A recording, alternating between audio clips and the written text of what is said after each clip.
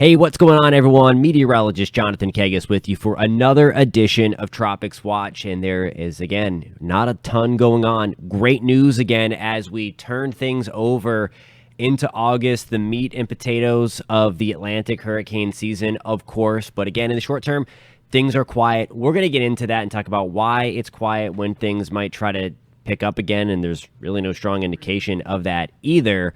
We will get into all of that in a few minutes. First, though, if you do like this channel, please hit the like and subscribe button. We would love that. If you subscribe and like this channel, you will get a notification whenever we go live or whenever we post new content so that you can see what we put out there.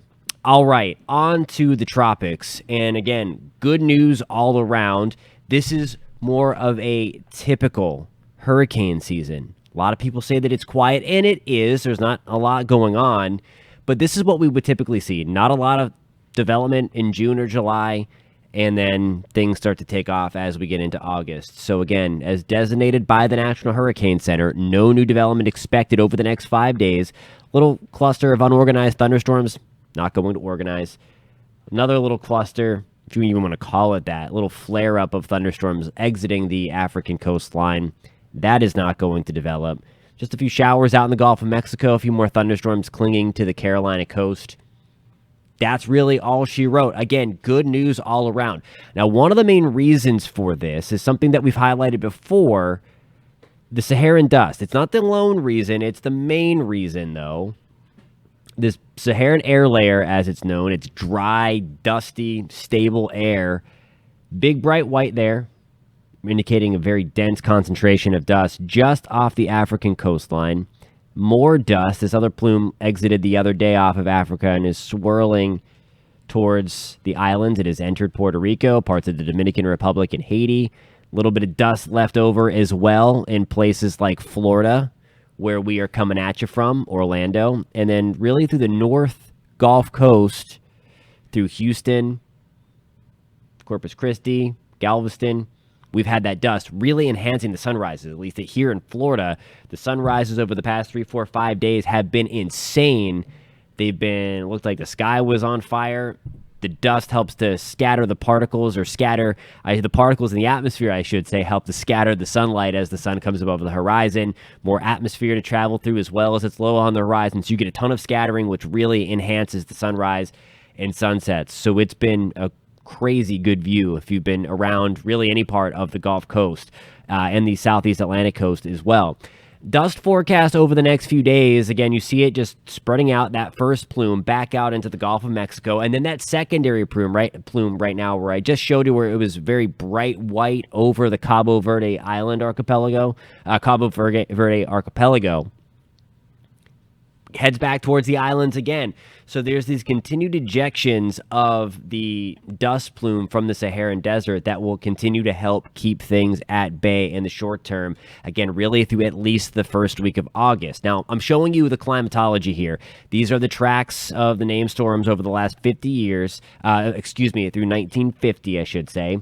And the main thing I want to show, I know that I'll remove all these lines in a second representing the tracks, but the main thing that I want to point out here is notice that the origins start to come from the deep tropics, from the Lesser Antilles through the African coastline. This is where we start to see things. This is the main development region of the Atlantic, again, where things develop in the heart of the Atlantic hurricane season. As you move into August and move into September, we start to increase the areas where we would typically see development. And again, that is going to be in the deep tropics, in this red area where the tracks then typically head towards the Caribbean or work their way back out to sea around the Bermuda High. And then we also could see things get into the Gulf of Mexico, those long track storms that take weeks to be born and then thrive and then make landfall if that's their intention. Again, we're hoping again for that northerly route always around the Bermuda High. I want to show you the frequency here. Mention again, this is a typical hurricane season. This is what we would normally see. Third named storm on average doesn't get named until early August, until about August 3rd.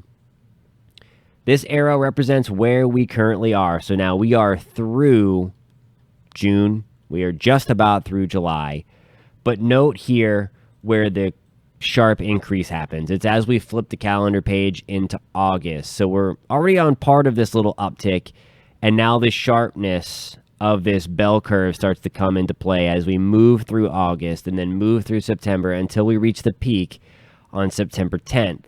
Then we start to see a gradual downtick in activity, a little flare up again, climatological little nub there, start to push back up, and then the gradual and the sharp end to hurricane season as a whole as we get through November. The three named storms that we have had, Alex, Bonnie, and Colin, all have been short-lived and relatively weak. Again, Bonnie did explode once it got into the Eastern Pacific, but that is that basin's issue. Again, it's going to go down as a tropical storm in the Atlantic. And there is really nothing to indicate in the short term that we have the next named system on the horizon. So again, good news all around in the tropics. This is something that should continue again for at least the next week, maybe even into the middle of August. And then again, we have the heart of the season to go, which is the last couple of weeks of August, and then the first couple of weeks of September before we gradually see the downturn. Of course, we can still get big-time systems in October as well. We've seen that recently in the last 5 to 10 years, big systems, big storms in October. So never really out of it until we get beyond November. But things have been good so far, and we're obviously keeping our fingers crossed that things continue to stay that way. But we're watching it closely always, even when something isn't going on. There's always something to talk about in the tropics. Again, this time around, it's the dust again, really enhancing the sunrises and sunsets across the Gulf Coast, across the Florida coast. And that is something that is going to continue, again, in the short term to help keep the Atlantic tame in the short term. Alrighty, guys, I'm meteorologist Jonathan Kagas. Thank you so much for tuning in. Remember, like, subscribe to this channel. You'll get those alerts whenever we post new content. Love to have you here. Again, thank you so much for tuning in to this edition of Tropics Watch. We are all clear in the tropics. Thanks, guys.